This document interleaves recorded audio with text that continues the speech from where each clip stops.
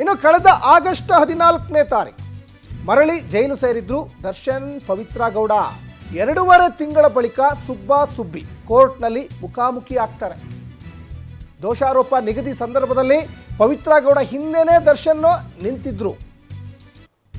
A1, A2, A3 ಆಧಾರದಲ್ಲಿ ಆರೋಪಿಗಳು ನಿಲ್ಲುವಂತೆ ಜಡ್ಜ್ ಸೂಚಿಸಿದ್ರು.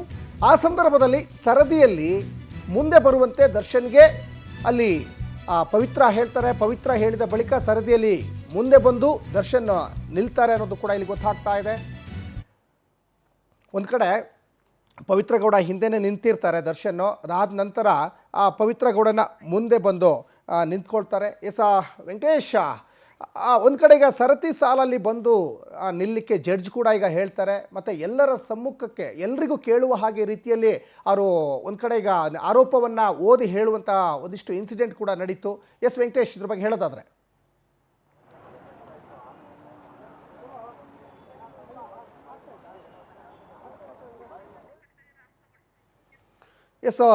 ಸಾಕಷ್ಟು ಹೈಡ್ರಾಮಾ ಅಂತೂ ನಡೆದಿದ್ದು ಹೌದು. ಇವತ್ತು 64ನೇ CCH ಕೋರ್ಟ್ ಹಾಲ್ನಲ್ಲಿ ಒಂದು ಕಡೆ ವಕೀಲರು, ಮತ್ತೊಂದು ಕಡೆ ಪವಿತ್ರ ಗೌಡ ಮತ್ತು ದರ್ಶನ್ನ ನೋಡಲಿಕ್ಕೆ ಸಾರ್ವಜನಿಕರು ಕೂಡ ಬಂದಿದ್ದರು.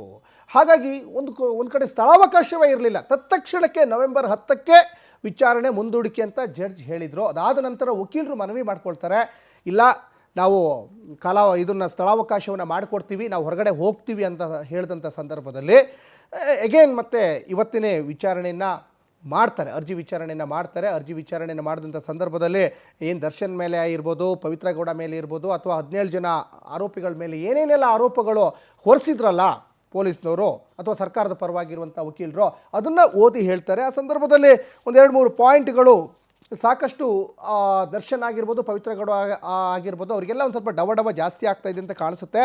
ರೇಣುಕಾಸ್ವಾಮಿಯ ಮರ್ಮಾಂಗಕ್ಕೆ ಒದೆಯಲಾಗಿದೆ ಅಂತ ಜಡ್ಜ್ ಓದಿ ಹೇಳ್ತಾರೆ. ಅದಾದಮೇಲೆ ಈ ಹಿಂದೆನೂ ಕೂಡ ಪವಿತ್ರ ಗೌಡ ಮೇಲೇ ಕೋರ್ಟ್ ಬೊಟ್ಟು ಮಾಡಿ ತೋರಿಸಿತ್ತು. ಅಂದರೆ ಇಷ್ಟೆಲ್ಲ ರಾಮಾಯಣ ಆಗಲಿಕ್ಕೆ, ಇಷ್ಟೆಲ್ಲ ರಾದಂತ ಆಗಲಿಕ್ಕೆ ಪವಿತ್ರ ಗೌಡನೇ ಕಾರಣ ಅನ್ನುವಂಥದ್ದು ಕೂಡ ಈ ಹಿಂದೆನೇ ಹೈಕೋರ್ಟ್ ಕೂಡ ಅದನ್ನು ಉಲ್ಲೇಖವನ್ನು ಮಾಡಿತ್ತು. ಆ ಆ್ಯಂಗಲಲ್ಲಿ ಈಗಲೂ ಕೂಡ ಮತ್ತು ಪವಿತ್ರ ಗೌಡ ಮೇಲೇ ಈಗ ಬೊಟ್ಟು ಮಾಡಿ ತೋರಿಸಿದೆ ಕೋರ್ಟ್ ಅನ್ನೋದು ಕೂಡ ಇಲ್ಲಿ ಗೊತ್ತಾಗ್ತಾ ಇದೆ.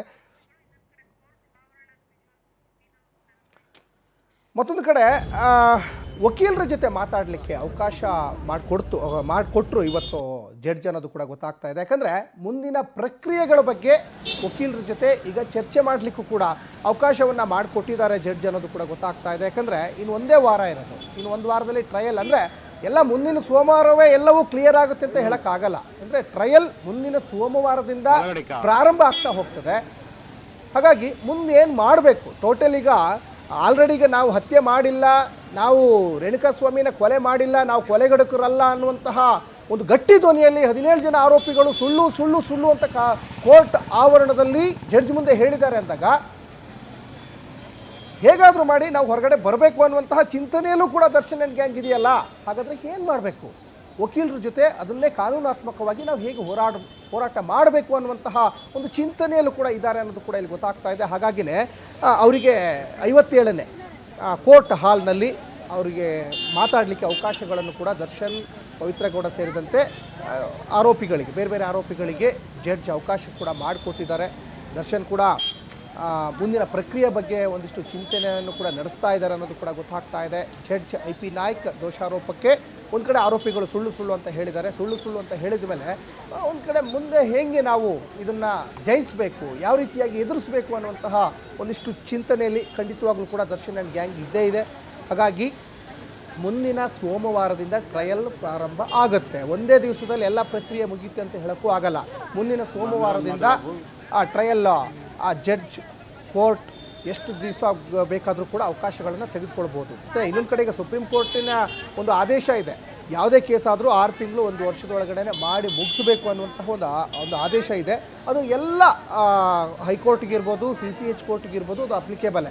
ಹಾಗಾಗಿನೇ ಈ ಪ್ರಕ್ರಿಯೆ ಕೂಡ ಒಂದು ಸ್ವಲ್ಪ ಆದಷ್ಟು ಬೇಗ ಆಗ್ಬೋದು ಅನ್ನುವಂತಹ ಒಂದಿಷ್ಟು ನಿರೀಕ್ಷೆ ಕೂಡ ಇದ್ದಂತೆ ಕಾಣಿಸ್ತಾ ಇದೆ. ಮತ್ತೊಂದು ಕಡೆ ಸಾಕಷ್ಟು ಸಂದರ್ಭದಲ್ಲಿ ಬೇರೆ ಬೇರೆ ವಿಚಾರಗಳಿಗೆ ಅರ್ಜಿಯನ್ನು ಹಾಕ್ತಾಯಿದ್ರು. ಈಗ ಹೇಗೆ ಹೊರಗಡೆ ಬರೋದು ಅನ್ನುವಂತಹ ಇಷ್ಟು ಟೆನ್ಷನಲ್ಲಿ ದರ್ಶನ್ ಆ್ಯಂಡ್ ಗ್ಯಾಂಗ್ ಇದ್ದಂತೆ ಕಾಣಿಸ್ತಾ ಇದೆ. ಹಾಗಾಗಿ ನವೆಂಬರ್ 10ರಿಂದ ಪ್ರಾರಂಭ ಆಗುವಂತಹ ಈ ಒಂದು ಟ್ರಯಲ್ಗೆ ಸಾಕ್ಷಿಗಳನ್ನು ಮುಂದಿಡ್ತಾ ಹೋಗ್ತಾರೆ.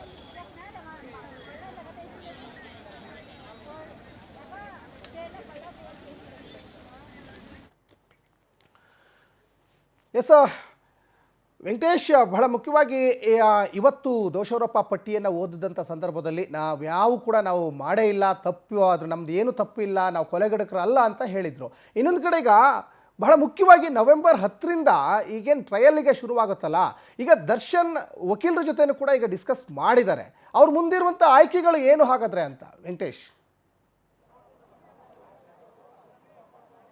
ಹೌದು ಸಚಿನ್, ಏನಂದ್ರೆ ಈ ಕೇಸ್ಗೆ ಸಂಬಂಧಪಟ್ಟಂತೆ ಈಗ ಟ್ರಯಲ್ನ ದಿನಾಂಕವನ್ನು ನವೆಂಬರ್ 10ನೇ ತಾರೀಕು ಫಿಕ್ಸ್ ಮಾಡ್ತಾರೆ. ಅದಾದ ಬಳಿಕ ಈ ಕೇಸ್ಗೆ ಪ್ರತಿ ತಿಂಗಳು ದಿನಾಂಕವನ್ನ ಕೊಡ್ತಾ ಹೋಗ್ತಾರೆ. ಆ ದಿನಾಂಕ ಹೋಗ್ತಾ ಹೋಗ್ತಂತೆ ಆರೋಪಿಗಳು ಎಲ್ಲರೂ ಕೂಡ ಕೇಸ್ಗೆ ಹಾಜರಾಗಬೇಕಾಗುತ್ತೆ. ಇದು ಲಾಂಗ್ ಪ್ರೊಸೆಸರ್ ಆಗ್ತಾನೆ ಹೋಗುತ್ತೆ. ಆದರೆ ಈಗಾಗಲೇ ಈ ಕೇಸ್ಗೆ ಸಂಬಂಧಪಟ್ಟಂತೆ ಸುಪ್ರೀಂ ಕೋರ್ಟ್ ಕೂಡ ಒಂದು ಎಚ್ಚರಿಕೆಯನ್ನು ಕೊಟ್ಟಿದೆ. ಆದಷ್ಟು ಬೇಗ ಈ ಒಂದು ಕೇಸನ್ನ ನಡೆಸಿ, ಅಂದ್ರೆ ಮುಗಿಸಿ ಅಂತ ಹೇಳಿ, ಅಂದ್ರೆ ಎಷ್ಟು ವರ್ಷಗಳ ಕಾಲ ಈ ಕೇಸನ್ನ ನಡೆಸ್ತೀರಾ ಅಂತ ಹೇಳಿ. ಸೊ ಆ ಹಿನ್ನೆಲೆಯಲ್ಲಿ ಪ್ರತಿ ತಿಂಗಳು ಆದಷ್ಟು ಬೇಗ ಡೇಟ್ಗಳನ್ನು ಕೊಡ್ತಾ ಹೋಗ್ತಾರೆ. ಅದಾದ ಬಳಿಕ ಆರೋಪಿಗಳು ಹಾಜರಾಗಬೇಕು. ಆಗ ಒಂದು ಹಂತಕ್ಕೆ ಕೇಸ್ ಬಂದಂತ ವೇಳೆಯಲ್ಲಿ ಸಾಕ್ಷಿಗಳ ವಿಚಾರಣೆ ಆಗುತ್ತೆ. ಆಗ ಏನಿ ಒಂದು ಕೇಸ್ಗೆ ಸಂಬಂಧಪಟ್ಟಂತೆ 3 ಜನ ಐ ವಿಟ್ನೆಸ್ ಏನಿದ್ದಾರೆ, ಅಲ್ಲದೆ 74 ಸಾಕ್ಷಿಗಳೇನಿದೆ, ಈ ಎಲ್ಲರನ್ನೂ ಕೂಡ ನ್ಯಾಯಾಲಯಕ್ಕೆ ಕರೆಸ್ತಾರೆ. ನ್ಯಾಯಾಲಯಕ್ಕೆ ಬಂದಂತ ವೇಳೆಯಲ್ಲಿ ಏನು ಪೊಲೀಸರ ಮುಂದೆ ಹೇಳಿಕೆಗಳನ್ನು ಕೊಟ್ಟಿದ್ದಾರೆ, ಆಗಾಗಲೇ ಅದನ್ನ ಕೂಡ ನ್ಯಾಯಾಧೀಶರ ಮುಂದೆ ಹೇಳಬೇಕಾಗುತ್ತೆ. ಇಲ್ಲ ಅಂತ ಹೇಳಿ ಒಂದು ವೇಳೆ ಏನಾದರೂ ಅವರು ಪೊಲೀಸರ ಒತ್ತಡಕ್ಕೆ ಮಣಿದು ನಾವು ಈ ರೀತಿಯಾಗಿ ಹೇಳಿಕೆಗಳನ್ನು ಕೊಟ್ಟಿದ್ದೀವಿ ಅಂತ ಹೇಳಿದ್ರೆ, ಆಗ ಕೇಸ್ಗೆ ಸಾಕ್ಷಿಗಳು ಇಲ್ಲ ಅಂತ ವೇಳೆಯಲ್ಲಿ ಕೇಸ್ ಕೂಡ ಖುಲಾಸೆ ಆಗುವ ಸಾಧ್ಯತೆಗಳು ಕೂಡ ಇರುತ್ತೆ. ಹಾಗಾಗಿ ಪೊಲೀಸರು ಈಗ ಈ ಟ್ರಯಲ್ ಆರಂಭ ಆದ ನಂತರ ಆಗಿ ಯಾವುದೇ ಕಾರಣಕ್ಕೂ ಕೂಡ ಆರೋಪಿಗಳಿಗೆ ಬೇಲ್ ಕೂಡ ಸಿಗೋದಿಲ್ಲ. ಯಾಕಂತ ಹೇಳಿದ್ರೆ ಟ್ರಯಲ್ ಶುರುವಾದ ನಂತರ ಆರೋಪಿಗಳು ಹೊರಗಡೆ ಬಂದ್ರೆ ಸಾಕ್ಷಿಗಳ ಮೇಲೆ ಪ್ರಭಾವ ಬೀರಬಹುದು, ಬೆದರಿಕೆ ಆಗ್ಬೋದು. ಆ ಹಿನ್ನೆಲೆಯಲ್ಲಿ ಜಾಮೀನನ್ನು ಕೂಡ ಕೊಡಬಾರದು ಅಂತ ಹೇಳ್ತಾರೆ. ಹಾಗಾಗಿ ಈ ಕೇಸ್ ಯಾಕೆ ಇಷ್ಟು ಬೇಗ ಟ್ರಯಲ್ ಶುರುವಾಗಬೇಕು ಅಂತ ಹೇಳಿ SPP ಅವರು ಒತ್ತಡವನ್ನು ಹಾಕ್ತಾ ಇದ್ದಾರೆ ಅಂತ ಹೇಳಿದ್ರೆ ಇದೇ ಕಾರಣಕ್ಕೆ. ಅಂದ್ರೆ ಅವ್ರಿಗೆ ಏನಾದ್ರೂ ಬೇಲ್ ಸಿಕ್ಕಬಹುದು, ಸಿಗಬಾರ್ದು ಅಂದ್ರೆ ಅವರು ಒಳಗಡೆ ಇರಬೇಕು. ಒಳಗಡೆ ಇರಬೇಕಂದ್ರೆ ಟ್ರಯಲ್ ಪ್ರಾರಂಭ ಆಗಬೇಕು. ಟ್ರಯಲ್ ಪ್ರಾರಂಭ ಆದಂತ ವೇಳೆಯಲ್ಲಿ ಅವರು ಹೊರಗಡೆ ಬರೋದಕ್ಕೆ ಸಾಧ್ಯ ಆಗಲ್ಲ. ಒಂದ್ ವೇಳೆ ಅವರೇನಾದ್ರೂ ಬಂದು ಸಾಕ್ಷಿಗಳ ಮೇಲೆ ಪ್ರಭಾವ ಬೀರಬಹುದು, ಈ ಕೇಸ್ಗೆ ಸಂಬಂಧಪಟ್ಟಂತ ಪ್ರಮುಖ ಸಾಕ್ಷಿಗಳೇನಿದೆ ಅವು ನಾಶವನ್ನ ಪಡಿಸಬಹುದು ಅನ್ನುವಂತ ನಿಟ್ಟಿನಲ್ಲಿ ಕೂಡ ಅವರು ಹೇಳಿರುವಂತದ್ದು. ಹಾಗಾಗಿ ಟ್ರಯಲ್ ಶುರುವಾಗುತ್ತೆ, ಕೇಸ್ಗೆ ಸಂಬಂಧಪಟ್ಟಂತೆ ಸಾಕ್ಷಿಗಳು ಕೂಡ ಬರ್ತಾರೆ, ಹೇಳಬೇಕಾಗುತ್ತೆ.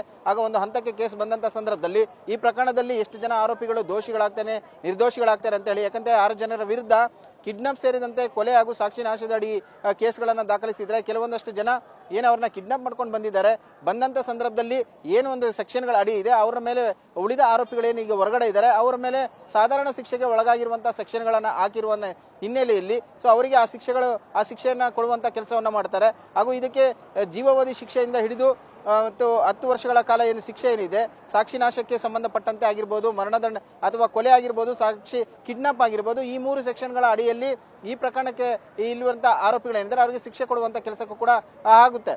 ಆದ್ರೆ ಈಗ ಟ್ರಯಲ್ ಆರಂಭವಾದ ನಂತರ ನಿಜವಾಗ್ಲೂ ಕೂಡ ಒಂದು ರೀತಿ ಸತ್ವ ಪರೀಕ್ಷೆ ಅಂತಾನೆ ಹೇಳ್ಬೋದು.